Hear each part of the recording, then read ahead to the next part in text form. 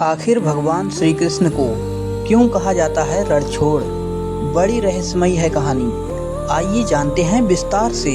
भगवान श्री कृष्ण के चमत्कार और लीलाओं के बारे में कौन नहीं जानता है। वह भगवान विष्णु के अवतार थे। वह जो चाहे वो कर सकते थे और कई मौक़ों पर किया भी था।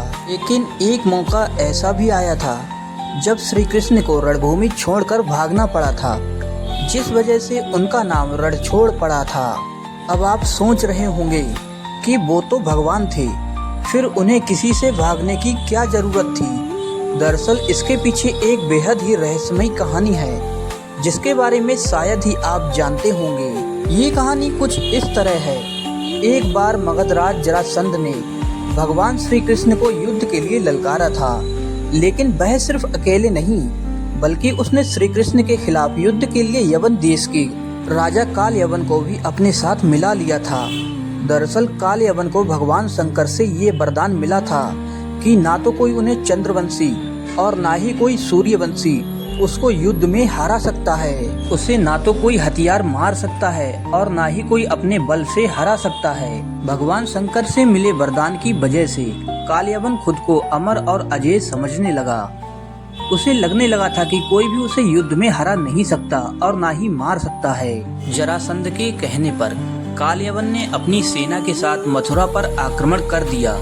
अब चूंकि श्री कृष्ण जानते थे कि कालयवन को वो अपने बल से मार नहीं सकते और ना ही उनका सुदर्शन चक्र उसका कुछ बिगाड़ सकता है, इसलिए श्री कृष्ण रणभूमि छोड़कर भाग गए और एक अंधेरी गुफा में पहुंच गए। ये सब भगवान श्री कृष्ण की रणनीति के तहत ही हो रहा था। वो कैसे, आइए जानते हैं। श्री कृष्ण भगवान जिस गुफा में जाकर छुपे हुए थे, उसमें पहले से ही इक्ष्वाकु नरेश मानधाता के पुत्र और दक्षिण कौशल के राजा मुचकुंद गहरी नींद में सोए हुए थे। दरअसल उन्होंने असुरों से युद्ध कर देवताओं को जीत दिलाई थी। लगातार कई दिनों तक युद्ध करने की वजह से वह थक गए थे, इसलिए भगवान इंद्र ने उनसे सोने का आग्रह किया और उन्हें एक वरदान भी दिया, जिसके मुताबिक जो कोई भी उन्हें नींद से जगाएगा वह जलकर भस्म हो जाएगा। राजा मुचकुंद को मिले वरदान की बात श्री कृष्ण को पता थी, इसलिए वो कालयवन को अपने पीछे पीछे उस गुफा तक ले आए जहां राजा मुचकुंद सोए हुए थे। श्री कृष्ण ने कालयवन को भ्रमित करने के लिए अपना पीताम्बर राजा मुचकुंद के ऊपर डाल दिया। राजा मुचकुंद को देखकर कालयवन को लगा कि वह श्री कृष्ण ही हैं और उससे डरकर अंधेरी गुफा में छुपकर सो गए हैं, इसलिए उसने श्री कृष्ण समझकर राजा मुचकुंद को ही नींद से उठा दिया। अब राजा मुचकुंद जैसे ही नींद से उठे, कालयवन वहीं पर जलकर भस्म हो गया। असल में यह भगवान श्री कृष्ण की ही एक लीला थी।